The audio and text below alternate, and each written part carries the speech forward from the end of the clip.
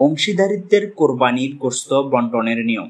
অংশীদারিত্বের কোরবানির গোশত অনুমানের ভিত্তিতে বন্টন করা যাবে না, বরং পূর্ণ মাত্রায় সতর্কতার সাথে সঠিক ও সমানভাবে পাল্লায় ওজন করে বন্টন করতে হবে।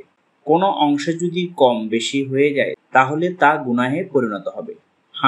গোশতের সাথে যদি পশুর মাথা, পা ইত্যাদি সব একসাথে বন্টন করা হয় তাহলে যে অংশে এগুলি পড়বে সে অংশের গোশত কিছু কম পড়লেও জায়েজ হবে। সবাই ভালো থাকবেন। আসসালামু আলাইকুম।